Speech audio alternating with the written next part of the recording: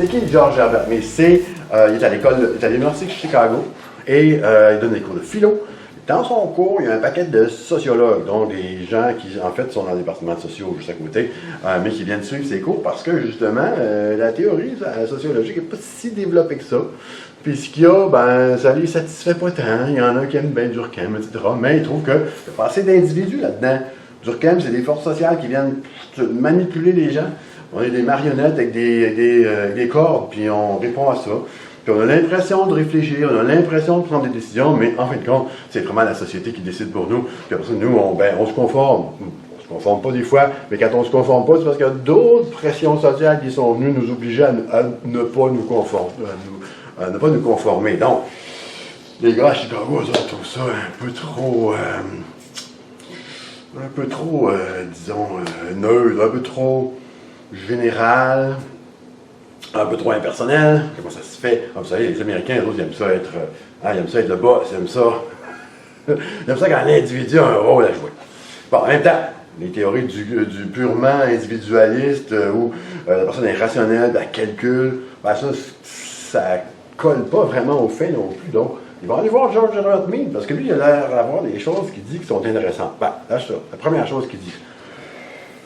Premièrement, oui, on vit dans le monde, puis on en fait l'expérience, donc c'est pas juste dans notre tête, là. Mais, ce qu'on voit autour de nous, c'est des symboles. Ben, c'est super important. C'est quoi un symbole? Ben, un symbole, c'est quelque chose qui représente autre chose. C'est juste ça. C'est quand il y a un message dans quelque chose. Quand il y a un message dans quelque chose, on dit, ben là, il y a un contenu symbolique. Par exemple, affiche ici. Ça, c'est une pub de Taser International. Je pense qu'elle n'existe plus maintenant, mais en tout cas, c'est une pub qui veut vous vendre de l'équipement. Taser X26, en fait, c'est un ancien modèle, donc ça existe certainement plus. Mais ça, allez sur la compagnie Taser, qui s'appelle maintenant, ça a changé de nom, de toute façon, c'est plus que Taser International, c'est autre chose. Mais on vend encore ce matériel-là, évidemment. Et vous allez voir un peu la même genre d'image. Là, on voit une image. Hey, c'est supposé être des policiers, ça dit police, bien, wow, ils ont l'air de Robocop. Ils ont l'air peut-être des militaires, c'est hautement militarisé. C'est hautement techno en plus. Il y a un micro ici, ils ont plein de fils, des antennes, des bébés on ne sait pas trop c'est quoi, mais on voit que wow, oui, c'est techno. Là. Le casque, pas un casque ordinaire, là, des Gugus avaient pris après. Bon, qu'est-ce qu'on essaie de nous envoyer comme message ici? On a mis des symboles. Bon, ben c'est une police hyper équipée, hyper professionnalisée, et qui évolue dans un monde dangereux, hein, parce que quand ils sont tous habillés en armure, sont padés partout. Wow, c'est dangereux, là. Vous êtes dans un monde dangereux, vous avez besoin de nos tasers. Donc, le symbole, super important, le symbole, c'est partout. Hein. Et on fait l'expérience du monde, puis on ne s'aperçoit pas qu'il y a des symboles là-dedans. On voit à travers l'habillement des autres, à travers leurs agissements, etc., etc. Il y a des choses qui sont communiquées, plus ou moins consciemment, mais il y a des gens qui trouvent le truc, comme les publicitaires, évidemment, ici, qui trouvent le truc pour utiliser ces symboles-là, pour nous manipuler, pour nous faire prendre des décisions, pour nous pousser dans un sens ou dans l'autre, pour donner une impression particulière de qu'est-ce que c'est, dans ce cas-ci, le Taser X26. Donc, et si on se penche sur la criminalité, ben ça rapporte avec c'est pas la criminalité, mais ça rapporte, c'est la police. Si on se penche sur la criminalité, le côté crime de la criminologie, ben on va voir que dans le crime, il y a du symbole aussi. Quand on parle de criminalité, on parle de toutes sortes d'autres choses. Et donc, il y a des communications symboliques qui se produisent là. Mais il dit, ben ça, c'est super important parce que, dans le fond, oui, c'est vrai qu'on vit dans le monde, on est des individus, on n'est pas juste manipulé par le monde, mais en même temps, c'est pas vrai, ça n'a pas de bon sens à vraiment dire qu'on fait une expérience objective, microscopique, scientifique de la réalité. C'est clairement pas le cas. Même les scientifiques ont la difficulté à faire de l'expérience scientifique de la réalité. C'est pas la personne ordinaire qui fait juste avec ses yeux et ses oreilles puis son bagage de connaissances minimales, qui va être capable de comprendre la vraie réalité, voir la structure moléculaire des chaises. Hein? Bon, c'est pas ça qui est important. Ce qui est important pour l'individu, c'est qu'est-ce que ça signifie pour moi, ça? Qu'est-ce que je peux faire dans cette pièce-ci? Quand je vois des gens qui sont devant moi, qu'est-ce que je devrais adopter comme comportement? À quoi je peux m'attendre de la part de ces autres personnes-là comme comportement? Et comment je fais pour découvrir ça? Je n'ai pas une boule de cristal, je n'ai pas des instruments scientifiques, j'ai ma tête. Dans ma tête, qu'est-ce qu'il y a? Il y a deux choses. Mais Didi, il y a deux choses. L'aspect symbolique, ok, on va juste finir là-dessus. L'aspect symbolique, là, ça en est un crime, un gros. Le 11 septembre 2001, les tours qui s'écroulent. Les personnes choisissent de porter des symboles. Ben lui, c'est pas par hasard qu'il met les couleurs des Hells Angels de l'Ontario. C'est parce qu'il veut nous envoyer un message avec ça. Pas juste un message de « je suis un Hells Angels », mais un message sur quel est son pouvoir dans la société, c'est quoi sa place dans la société, c'est quoi notre place à nous autres, selon lui, dans la société. Et donc, il y a plein de messages pour nous dans ça. Et c'est pas tous des messages qui sont nécessairement décodables immédiatement comme ça, mais c'est des messages qui sont là pareil. Et donc, c'est super important de bien comprendre ça. Bon, donc, la connaissance de ce qu'on connaît, la connaissance de notre monde autour de nous. Et donc, c'est le résultat d'un dialogue. C'est un dialogue entre nous puis le monde. Nous autres, on projette des symboles aussi, on s'habille d'une certaine manière, on agit d'une certaine manière, on achète certains objets puis pas d'autres, on fait exprès pour consommer certaines choses. Quand on consomme ces choses-là, puis on se les fait vendre pour le symbole aussi. Quand on se fait vendre un véhicule utilitaire sport, on ne se fait pas vendre 4 roues avec un moteur dessus, on se fait vendre l'aventure, la sécurité, le côté sport, etc. Et c'est ça qu'on achète, et c'est ça qu'on veut projeter dans le monde quand on va se promener avec notre véhicule utilitaire sport sur l'autoroute. Et donc, dialoger, et là, on est dans un échange. C'est aussi remarquer là, le côté un peu constant, le dialogue, il n'est jamais terminé. Hein? On n'a jamais fini d'apprendre au sujet du monde. Le dialogue, il continue d'une minute à l'autre, puis d'une journée à l'autre, puis notre perception de la réalité et la perception que les autres ont de nous, ben, ça évolue dans le temps. Ça peut ne pas évoluer, mais ça peut évoluer très, très rapidement, tout dépendant du contexte et de cette fameuse interaction-là. On revenait beaucoup sur le mot interaction parce que, après tout, c'est l'interactionnisme symbolique qui nous intéresse. Donc, parce que, qu'est-ce que dit? Mais il dit la personne humaine, en fin de compte. Ça a comme deux parties. Ça, c'est pas si important que ça, mais je veux juste qu'on voie un peu la théorie jusqu'au bout. Là. Le côté jeu, ça c'est le côté rationnel, typique. Le côté qui analyse, qui perçoit le monde, qui entend, qui voit, bon, qui sent, etc. Et qui analyse ça. Et qui se dit, bon, qu'est-ce qui se passe? Est-ce que bon. Et après ça, qui prend des décisions. Je veux faire ça, je veux faire ça, je veux faire ça. Je veux cet objet-là, je veux me déplacer par ici, je veux avoir le contrôle de la pièce, je ne veux pas avoir le contrôle de la pièce, je veux me faire oublier, etc. Le jeu, il choisit ça. Il choisit ça de baser sur quoi? C'est là qui est important, parce que si on s'arrête là, on aurait comme une espèce de théorie du choix rationnel. On rajoute ça. Ça, c'est super important. Le moi, c'est le dictionnaire. Je simplifie à l'extrême, vous comprenez? Mais c'est le dictionnaire. C'est tout ce qu'on a appris. Un dictionnaire très imparfait, dans lequel on rajoute des pages chaque jour. Mais c'est ce qu'on a appris, c'est ce qu'on sait. Et ce qu'on sait, c'est hautement symbolique, c'est des impressions, c'est hautement subjectif. C'est ce qu'on a vu dans le passé, et c'est avec ça qu'on va interpréter ce dont on est en train de faire l'expérience. Donc, les détails de ça ne sont pas si importants. Ce qu'il faut se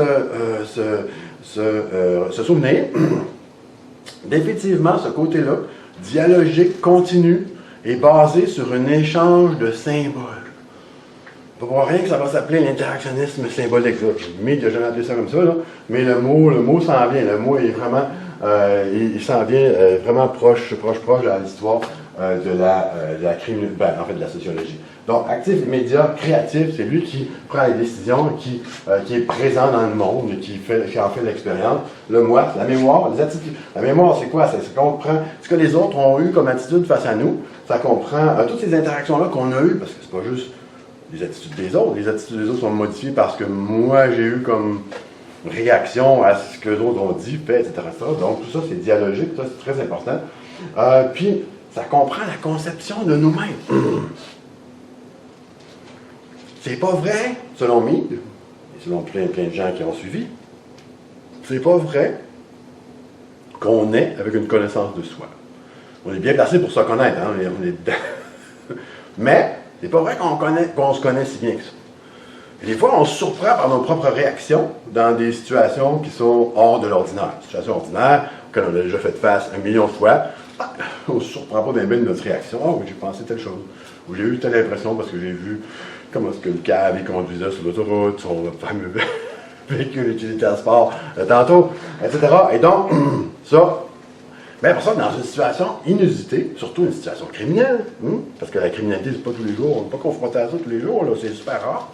Heureusement, tant mieux. Au Canada, criminalité, super rare. Donc, notre risque de victimisation est très bas. Les chances que quelqu'un à qui vous parlez, puis que vous-même ayez été victimisé de façon criminelle dans un passé pas trop lointain non plus, il faut quand même s'en souvenir un peu. Mais les gens sont super basses. Et donc, ce que vous faites comme perception de vous, c'est que vous dites, ben, moi, s'il arrivait telle situation criminelle, je ferais telle chose. Si quelqu'un essayait de m'agresser, je ferais ça. Si quelqu'un essayait de me voler telle affaire, ben là, je pense que je ferais ça. Basé sur quoi, ça? Ça m'est jamais arrivé encore. C'est basé sur ce que je pense que je suis peut-être capable de faire, puis ce que je pense que peut-être la situation aurait l'air de. C'est une super belle phrase. Et c'est basé sur des films Hollywood que j'ai vus. Des fois un peu trop. Mais quand l'affaire va arriver pour vrai, il y a bien des victimes qui vont vous dire, ben là, bon, j'étais comme, non, j'ai bien raide. Je ne savais pas quoi faire. C'est comme, il est trop tard, c'est fini. Donc, on en apprend. Et là, on apprend quelque chose sur soi. On en apprend en faisant cette expérience-là. L'expérience de ce qui arrive, ben, ça nous aide à faire l'expérience de nous-mêmes. Et d'avoir une couche de connaissance de nous-mêmes de plus. Donc, le nous-mêmes, là, il fait partie de ce qu'on est en train d'essayer d'interpréter et de comprendre. C'est super important. Et ça va être vrai dans toutes les théories qui s'en viennent, surtout les théories de l'étiquetage. Quand vous allez voir le podcast, si vous voulez regarder dans le désordre, pas grave, ça fait très bien quand même. Vous allez voir dans le podcast, sur l'étiquetage, que le jeune qui subit l'étiquetage, si on veut, il se transforme lui-même. Il vient à se comprendre lui-même selon l'étiquette qu'on a apposée. Et il se transforme pour se conformer à cette étiquette-là. Pourquoi? Parce qu'il ne se comprend pas lui-même. C'est un jeune, on est à la recherche de soi-même, on est à la recherche de notre identité, etc. Et ben justement, là, on se fait donner des outils, pas des très bons outils, malheureusement, des outils qui vont avoir des conséquences néfastes, mais on se fait donner des outils pour se comprendre nous-mêmes. Alors, quand on est vraiment perdu, puis on n'a pas d'autre chose, ben on se comprend avec ça. Puis on devient délinquant. Et donc, ce que George Herbert Mead met en place là, ça va avoir une répercussion super importante sur les théories purement, ça c'est pas de la criminologie, mais sur les théories purement criminologiques qu'on va voir plus tard, en particulier les théories de l'étiquetage. Bon, donc, qu'est-ce qu'on fait avec ça? Sociologie de l'esprit. On est capable de faire une sociologie de l'esprit. On peut essayer de comprendre la personne individuelle, pas les personnes en général, la personne individuelle à partir de ses interactions sociales. Et ça devient la sociologie de comprendre ce qui se passe dans la tête des gens. Première chose, tout contrôle social. Quoi le contrôle social? Pas juste la police, on a parlé déjà de ça. Le contrôle social, c'est tout ce qui s'impose à vous comme étant la façon de faire. Vous pouvez tenter d'y échapper, mais c'est rare qu'on ne sait pas ce qui se passe. Parce qu'on est, à moins d'être né et élevé sur une île déserte, puis d'être tout soudainement catapulté dans un espace urbain, on est né dans l'espace urbain et on a vécu là, on a eu des contacts avec nos pères, etc. On sait ce qui est acceptable, ce qui ne l'est pas, ce qui est bon, ce qui est mauvais, etc., selon le groupe. Ça, c'est le contrôle social. Et là, même si on décide de se soustraire à ce qu'on pense qui est une prescription du contrôle social, donc ne vole pas, on décide de se soustraire à ça puis de voler pareil, ben, c'est pas parce qu'on ne sait pas qu'on n'est pas supposé de voler, c'est parce qu'on a décidé de se donner une permission spéciale. On va voir qu'est-ce que d'autres criminologues ont dit à ce sujet-là, d'autres criminologues qui ont posé des questions à des jeunes, qui ont dit, ben, toi, est-ce que tu penses que c'est bien de voler? Puis, big surprise, les jeunes ils disent, ah non, c'est pas bien de voler. Ben là, toi, pourquoi de voler? Ben, il y a toutes sortes de raisons. Mais bon, bref. Donc, le contrôle social, c'est dans le moi, ça. C'est ce qu'on se souvient. C'est imposé par les interactions symboliques. La réflexion, quand on réfléchit à nos choses, quand on prend une décision. Est-ce que c'est vraiment un choix rationnel? Ben, c'est rationnel au sens où la machine a fait puis elle a rationalisé tout ça. Mais c'est quoi qu'elle mélange comme ingrédient la machine? Ben, les ingrédients qui sont là-dedans, c'est le résultat d'interactions symboliques. C'est ce qui est dans le moi. Donc, c'est notre interprétation subjective basée sur notre apprentissage des symboles. Et c'est ça qui est l'ingrédient de notre réflexion. Donc, le résultat, même si on est la personne la plus intelligente du monde, est-ce que le résultat est rationnel au sens objectif? Ben, probablement pas, puisqu'on ne part pas avec ces ingrédients-là, on part avec d'autres ingrédients. L'identité, passé, action, produit du contexte social. Pas mal ce que j'ai dit jusqu'à maintenant. Votre identité, votre personne, selon cette théorie-là, évidemment, c'est pas toutes les théories qui disent ça, mais selon cette théorie-là, votre personne, ça n'existe pas à la naissance. Ça se crée. Ça continue de se créer. Et c'est pas du Freud non plus, hein, où on remplit du...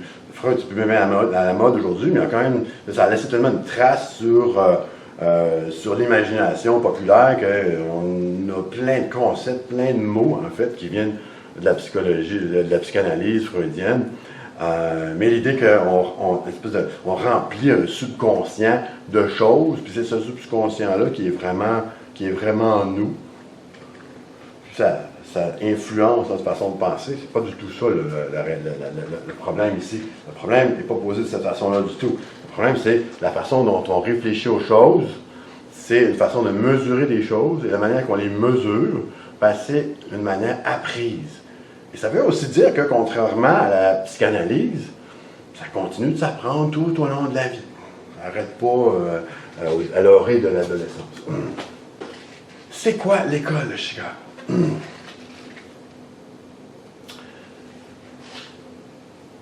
C'est une école qui va suivre, disons, les pensées de Mead. On a développé ça beaucoup. Mead n'a pas fait de sociologie. Il n'est pas intéressé à une question sociale en particulier. Donc, les théoriciens de Chicago, eux autres, ils vont s'intéresser à plein de choses. Mais il y en a un bon paquet qui vont s'intéresser à la déviance et à la criminalité. Ça, c'est intéressant pour nous parce que c'est plus clairement dans notre sphère de compétence, si on veut, ou d'intérêt. Donc, dans l'école de Chicago, on va avoir un paquet de monde qui vont dire, ben, je pense que pour faire de la sociologie, pour comprendre le social, pour comprendre l'être humain dans son univers social, il va falloir faire du terrain. Il va falloir aller voir comment l'être humain, justement, il interagit avec cet univers. On ne peut pas faire comme Durkheim, et rester dans notre bureau à l'université, puis demander à Statistique Canada, ou aller sur le site de Statistique Canada, mais clairement, dans le temps de Durkheim, les sites, il n'y en avait pas, se faire renvoyer par la poste, dans le cas de Durkheim, ou d'aller cliquer sur un site web de Statistique Canada, dans notre cas aujourd'hui, d'obtenir un énorme paquet de statistiques, de mettre ça dans un logiciel d'analyse statistique, puis là, de faire l'analyse statistique. Bien beau, ça, mais ça ne me dit pas quelle est l'expérience que les gens font de la réalité. Et donc, c'est les premiers à l'école de Chicago qui m'ont dit, mais oui, mais on va y aller d'abord. Si on veut savoir qu'est-ce qui se passe dans tel groupe social, ou dans tel genre d'établissement, ou dans tel genre dans tel lieu géographique particulier, ben, on va y aller. Et il y a Robert Park, qui est un des premiers chercheurs de l'école de Chicago. Lui, il est un journaliste, c'est comme un peu naturel pour lui aussi, mais le journaliste, c'est ça qu'il fait, il sort. Bon, la différence, évidemment, que le journaliste, il va aller juste rapido regarder quelque chose, il ne part pas avec une théorie, il n'essaie pas de trouver une théorie, il n'essaie pas de prouver une théorie non plus. Donc, c'est pas la même démarche, mais disons que l'idée d'aller sur le terrain, poser des questions aux gens, regarder ce qui se passe, c'est quand même quelque chose à quoi il est un peu habitué. Donc, c'est pas complètement étranger, il arrive dans l'école de Chicago, puis il dit, ben oui, très bonne idée, allons voir sur le terrain. Donc, il va commencer à envoyer ses étudiants dehors pour faire leur recherche. Allez-y, allez voir, allez prendre des notes, allez prendre des photos. Il y a des photos, on ne peut pas prendre de vidéos, ça n'existe pas. Mais allez prendre des photos et vous allez commencer à apprendre, à comprendre cette expérience individuelle-là. On va vous faire comprendre les relations sociales. Et il va falloir que vous soyez à l'affût du symbolique. Quels sont les messages que les gens comment ils communiquent les uns avec les autres. Pas juste communiquer de façon officielle, comme là maintenant, je suis en train de vous parler, donc de communiquer avec vous. Mais ma chemise communique quelque chose. Le PowerPoint, où j'ai choisi de me placer avec une grosse télé en arrière, ça communique quelque chose, ça. OK? Le PowerPoint communique du blabla qui est écrit dessus, là. Mais le setting que j'ai choisi, l'éclairage, tout ça, ça communique quelque chose aussi. Donc, sans trop se poser de questions, faire des grosses analyses de tout ce qu'on voit, il y a quand même un contenu comme assez évident sur lesquels les gens sont en train d'échanger pour essayer de comprendre ce qui se passe, puis tirer leur épingle du jeu dans les relations sociales habituelles. Donc, méthodologiquement, comme je l'ai dit, il faut aller voir les sujets, il faut écouter, puis pas juste prendre en note, ben il a dit telle chose. Non, prendre en note vraiment comment il l'a dit. Parce que comment il l'a dit, quel mot il a utilisé, quelle image, quelle comparaison il a fait, puis comment l'autre a compris ça, puis qu'est-ce qu'il a répondu, puis comment, vraiment, quel mot il a utilisé. Pas juste, ouais, il a dit ça, il a dit ça. Comme un journaliste va probablement, bon, des fois, il essaie de faire du verbatim, mais souvent, c'est juste, bon, ben, un tel a dit telle chose, l'information est rapportée dans ses propres mots. Et là, il ne faut pas que tu rapportes dans tes propres mots, parce que la façon dont la personne parle, les images qu'elle utilise, le langage, les métaphores qui sont dans ses phrases, mais ça devient le sujet. Donc, si tu es en train de recracher ça dans tes propres mots, ben, tu viens de manquer le bateau complètement. Entrevue, observation sur le terrain, c'est ce que j'ai dit tantôt. Donc, la méthode qu'on utilise maintenant dans les sciences sociales, pas toujours, évidemment, on utilise aussi les méthodes, on utilise encore les méthodes statistiques, bien sûr, mais on va y aller sur le. Ça, c'est le parc Émilie-Gamelin, là, très connu à Montréal. On va y aller voir ce qui se passe sur le parc Émilie-Gamelin. Il y a des gens, là, il y a 2 autres de police, puis là, on essaie de voir comment les gens interagissent les uns avec les autres. Ici, on fait un focus group, on demande à plein de gens de discuter, un groupe de discussion. On demande aux gens d'échanger sur un sujet pour voir comment ils se parlent les uns avec les autres. Puis évidemment, des entrevues, c'est bien évident quand on fait une entrevue. Mais pourquoi est-ce que dans une entrevue en sciences sociales, on fait, après ça, un verbatim complet? 90 minutes d'entrevue, 90 minutes de verbatim. 90 minutes de verbatim, ça fait à peu près, c'est pas parce que c'est pas parce que les chercheurs en sciences sociales aiment faire ça, parce que 90 minutes d'entrevue, ça fait à peu près 10 heures à taper. Après, à taper le verbatim. C'est vraiment la job la plus plate au monde. Pourquoi on le fait pareil? Parce qu'on accorde de l'importance à ce qui a vraiment été dit mot à mot. C'est tellement plus simple de faire un résumé de ce que les personnes ont dit. Donc, prenons un exemple. Il y en a plein, là. Mais l'exemple, par excellence, un des premiers qui va être associé à l'École de Chicago, même si c'est quand même un peu éloigné de l'École de Chicago, c'est le fameux Sutherland. Edwin Sutherland qui va nous parler de l'association différentielle. Donc, selon Sutherland, un délinquant, peut-être que ça ne vous surprend pas, vous, mais dans ce temps-là, c'était quand même assez spécial de dire ça. Un délinquant, c'est pas une personne délinquante. C'est pas une personne qui est née avec le mauvais ADN, les mauvais gènes, la mauvaise hérédité.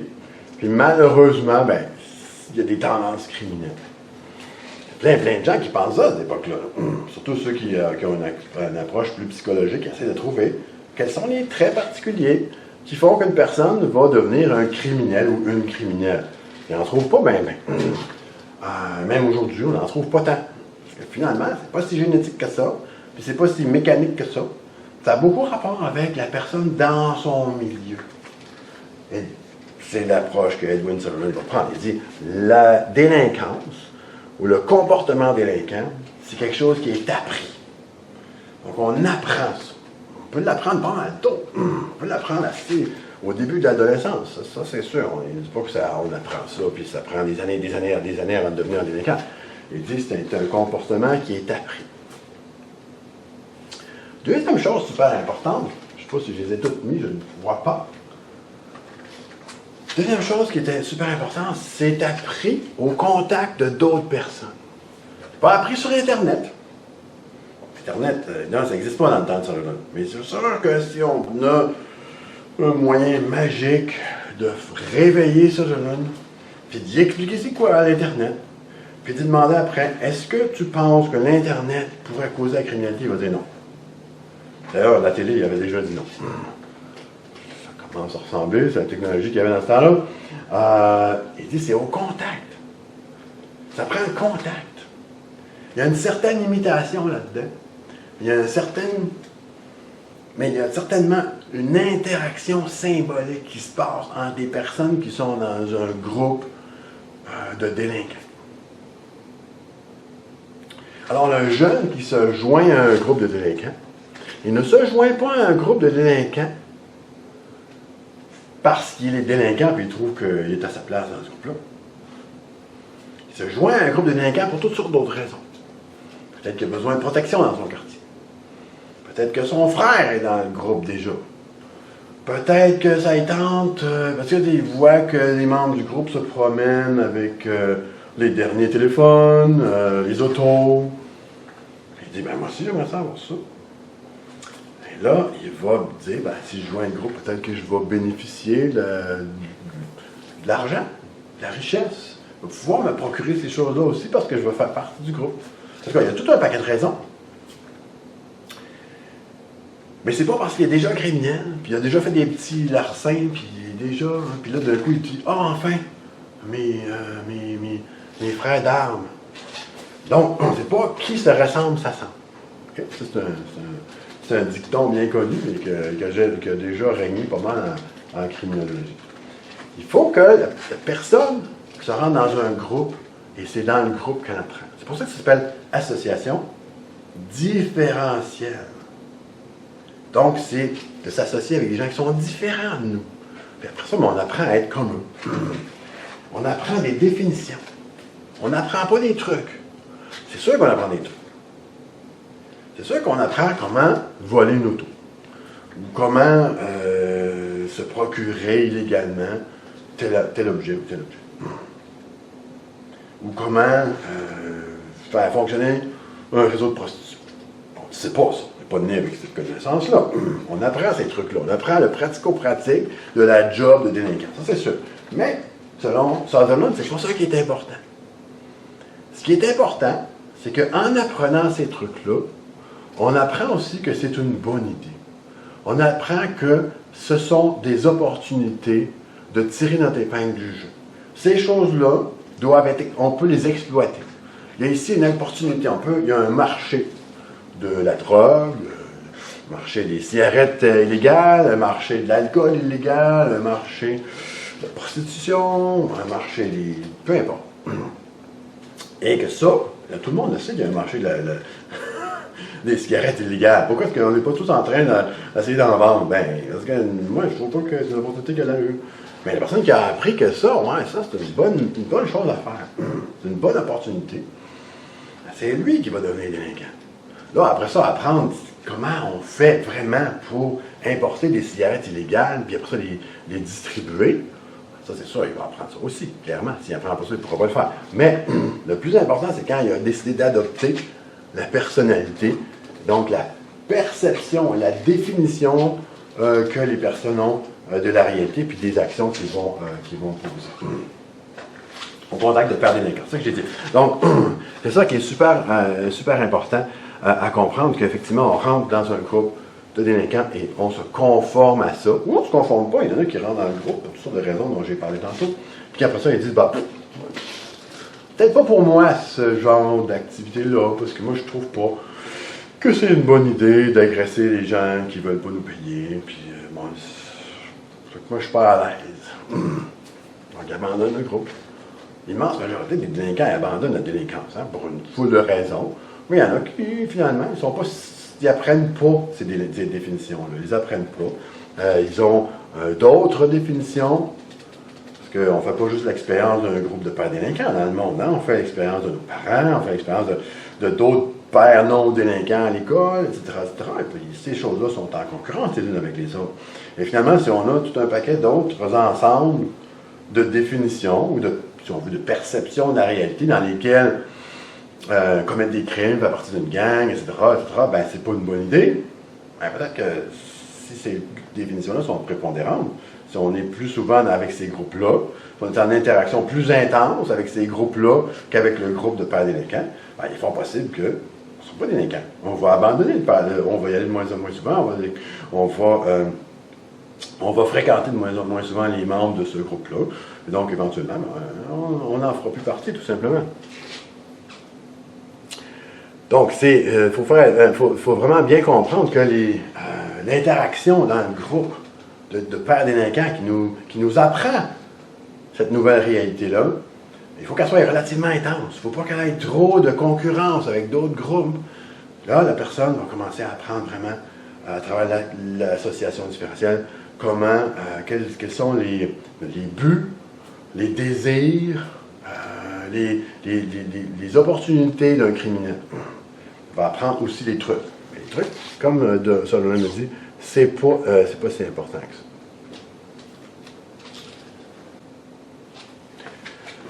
OK, terminons avec Bloomer, qui est le premier. Lui, c'est lui qui va, c'est pas me qui va inventer le mot interactionnisme symbolique, même si ce qu'il décrit, c'est clairement de l'interactionnisme symbolique, mais c'est Bloomer qui va inventer ça. Herbert Bloomer, qui va inventer ça dans les années 60, si je me souviens bien. Monsieur-là, bien rigolo, bien relax, il dit il y a 3 principes. C'est super important, parce que là, ces 3 principes-là, ça va déterminer ce que les autres théories vont dire plus tard. Donc, apprenez ça bien comme il faut. Premier, c'est le principe qui résume ce que j'ai dit à date, c'est pas du nouveau. Les humains agissent en fonction de leur perception de la réalité, mais pas de la réalité. Évidemment, à quelque part, il va falloir se poser la question, est-ce que c'est une théorie complète, ça? On agit en fonction de notre perception de la réalité. Mais si moi, ma perception de la réalité, c'est que il y a beaucoup d'emplois et c'est facile de trouver une job. Et là, je commence à chercher. Puis, en fin de compte, quelqu'un regarderait ça de l'extérieur et dirait, ben non, il n'y a pas de job.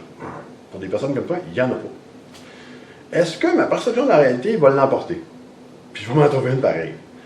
Et non. Ben, peut-être éventuellement. Mais il n'y a pas plus de job pour moi que pour l'autre. Le job, ça fait partie d'une externalité sur laquelle je n'ai pas de contrôle. Puis même si moi j'ai des belles lunettes roses, puis je pense que tout va bien, ben si ça va pas bien, ben ça va mal aller. Okay? Donc, il faut dire les êtres humains agissent en fonction de leur perception, puis des symboles, puis de la façon dont ils comprennent la réalité. Mais il doit manquer un ingrédient quelque part. Et il me semble que quelque part, des fois, on se frotte au mur. On arrive, puis là, la pièce est terminée, c'est le mur. Puis moi, ma perception, même si c'est pas ça, le mur, il est là quand même. Donc, il manque comme un petit quelque chose.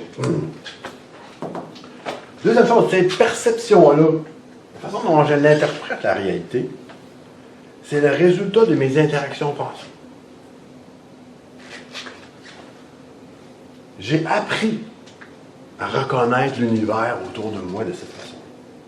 Bon, donc, il y a des bonnes chances qu'en apprenant ça, je l'ai appris d'une façon qui est relativement conforme, avec certaines choses super importantes dans la réalité, genre le mur qui est là.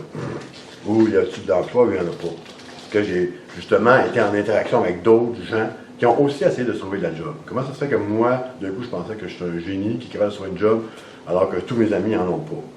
Okay, donc, la perception qui est complètement à l'envers de la réalité, c'est quand même assez rare, puisqu'il y a plein d'autres gens qui se sont frottés à cette réalité-là, puis avec qui j'ai interagi. Okay? Donc, l'apprentissage, ne fait pas ça. La perception de la réalité, on ne l'apprend pas en l'apercevant. On l'apprend, on l'aperçoit cette réalité-là, pas juste avec nos yeux et nos oreilles, mais avec le filtre de notre cerveau qui a appris à la comprendre. Et dernière affaire, les êtres humains interprètent constamment tout comportement, y compris le leur, à l'aide de symboles. Donc, c'est des symboles, ce que ça veut dire. Qu'est-ce que ce comportement-là veut dire? Comment est-ce que moi j'interprète ce comportement-là? Ben, c'est la réponse à cette question-là qui fait que moi j'agis. J'agis en fonction de ce que j'ai vu l'autre faire. Puis après ça, lui, ben, il va agir en fonction de ce qu'il vient juste de me voir faire. Etc., etc., etc. Et tout le monde continue de se déployer comme ça autour de nous. Ça, c'est l'interactionnisme symbolique. Et ça va donner lieu à un paquet de théories qui s'en viennent, dont l'étiquetage, évidemment, qui est le sujet du podcast. Donc, je vais vous laisser aller écouter ça. Fascinant, très intéressant, et beaucoup plus criminaux. Tandis que ça ici, ce n'est pas des gens qui parlent beaucoup de criminologie à date, mais quand vous allez tomber dans le podcast, là, vous allez voir des théories qui sont définitivement là pour expliquer pourquoi les jeunes commettent des actes de délinquance. Donc sur ça, on se laisse, puis on se revoit probablement dans une vidéo plus tard.